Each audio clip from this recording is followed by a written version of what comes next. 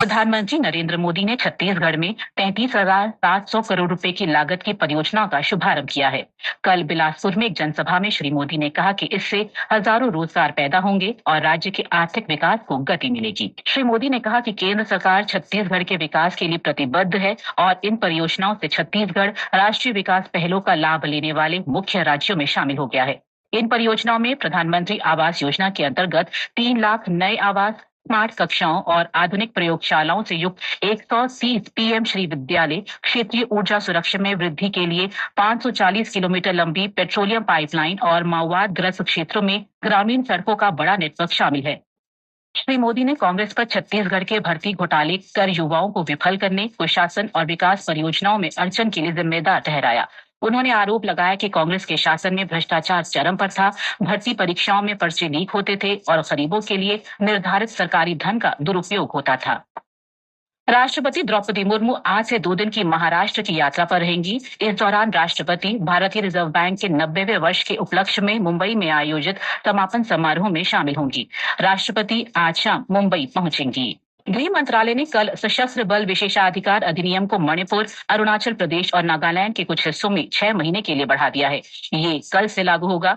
मणिपुर में सशस्त्र बल विशेषाधिकार अधिनियम 5 जिलों को छोड़कर अन्य सभी जिलों में जारी रहेगा। नागालैंड के 8 जिलों और 5 अन्य जिलों के 21 थाना क्षेत्रों में और 6 महीने के लिए बढ़ा दिया है।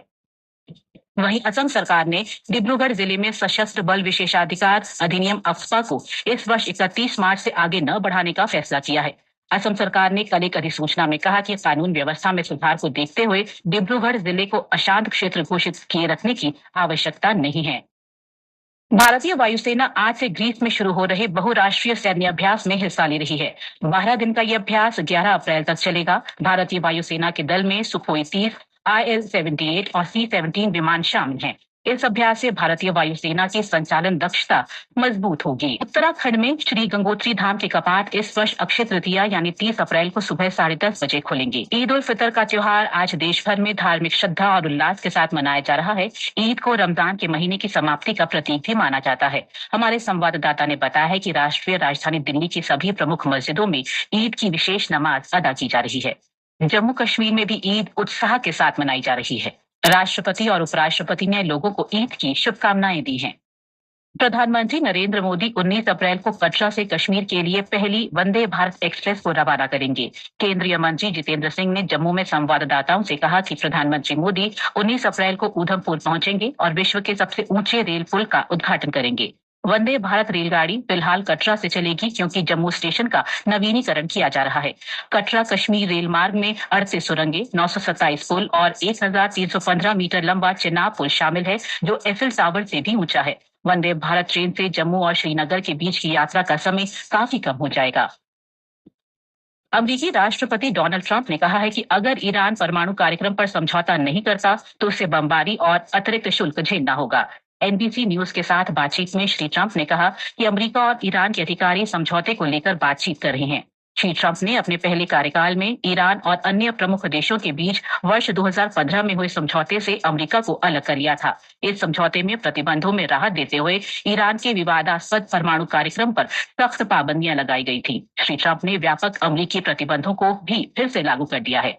विदेश मंत्रालय के अनुसार राष्ट्रीय आपदा मोचन बल ने भूकंपग्रस्त म्यांमार के बौद्ध मठ में फंसे लगभग 170 भिक्षुओं को बचाने के लिए ऑपरेशन ब्रह्मा के तहत अभियान शुरू कर दिया है। सेना की एक टीम आज अस्पताल जाएगी और कल से चिकित्सा सेवा शुरू करेगी। आईपीएल क्रिकेट में आज मुंबई के वानखेड़े स्टेडियम में मुंबई इंडियंस का सामना कोलकाता नाइट राइडर्स से होगा। मैच शाम 7:30 बजे से खेला जाएगा। प्रतियोगिता में कल राजस्थान रॉयल्स ने चेन्नई सुपर किंग्स को 6 रन से हराया। एक अन्य मैच में दिल्ली कैपिटल्स ने सनराइजर्स हैदराबाद को 7 विकेट से पराजित किया। इसके अलावा जमशेदपुर की team Indian super league football के सेमीफाइनल में पहुंच गई है। कल शिलोंग में हुए मुकाबले में जमशेदपुर ने नॉर्थ ईस्ट यूनाइटेड को 2-0 से हराया। प्रतियोगिता में अंतिम 4 में रेड माइनस का सामना लीग शील्ड विजेता मोहन बागान सुपर जायंट से होगा। सेमीफाइनल के 2 चरणों में 3 और 7 अप्रैल को जमशेदपुर का सामना मोहन बागान सुपर जायंट से होगा। आज अरुणाचल प्रदेश, कोंकण और गोवा, महाराष्ट्र, गुजरात, त्रिपुरा और केरल में कई जगहों पर तेज हवा चलने, बिजली कड़कने और गरज के साथ बूंदाबांदी होने की संभावना है। दूसरी तरफ सौराष्ट्र और कच्छ में कई स्थानों पर लू चलने का अनुमान है। मौसम विभाग के अनुसार असम, त्रिपुरा, तमिलनाडु, पुदुचेरी, तटीय आंध्र प्रदेश, केरल और माहे में कुछ स्थानों पर मौसम गर्म और आर्द्र रहने की संभावना है। अगले 3 दिन तक उत्तर पश्चिमी हिस्सों में अधिकतम तापमान में 5 डिग्री से अधिक की वृद्धि होने का अनुमान है। छत्तीसगढ़ के बीजापुर में 50 नक्सलियों के हथियार डालने की खबर को हिंदुस्तान सहित अधिकांश अखबारों ने प्रमुखता दी है। दैनिक जागरण ने लिखा है, सरकार के विकास कार्य और पुनर्वास नीति का दिखने लगा प्रभाव। प्रधानमंत्री बनने के बाद 11 साल बाद श्री नरेंद्र मोदी के पहली बार आरएसएस मुख्यालय जाने को नवभारत टाइम्स सहित सभी अखबारों ने सुर्खी बनाया है। राजस्थान पत्रिका ने प्रधानमंत्री के शब्द प्रकाशित किए हैं, 100 साल पहले बोया बीज बन गया विराट वृक्ष। पत्र के अनुसार प्रधानमंत्री के 34 मिनट के संबोधन में छुपे कई मुद्दे। जनसत्ता ने संसदीय स्थायी समिति की रिपोर्ट के हवाले से लिखा है, अधिकारियों के अरसे तक एक ही जगह जमे रहने से बढ़ता है भ्रष्टाचार, किसी भी मंत्रालय में निर्धारित समय से अधिक न बने रहे अधिकारी। मणिपुर, नागालैंड और अरुणाचल प्रदेश में सशस्त्र बल विशेषाधिकार अधिनियम 6 महीने के लिए बढ़ाने की खबर अमर उजाला और राष्ट्रीय सहारा सहित कई अखबारों में है। राजस्थान पत्रिका ने बताया है, भारतीय प्रबंधन संस्थान अहमदाबाद अब दुबई में अपना केंद्र शुरू करेगा।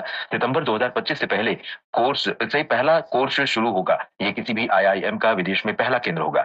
दैनिक भास्कर ने बदलाव शीर्षक से लिखा है, तेलंगाना और आंध्र प्रदेश के गांवों में रात को सामुदायिक भोजन में मोटा अनाज से बने अलग अलग तरह के व्यंजन खाए जाते हैं और बेहतरीन व्यंजन को इनाम दिया जाता है। मोटा अनाज खाने के प्रति लोगों को प्रेरित करने के लिए 60 गांवों में 3 महीने से ऐसा प्रयोग चल रहा है।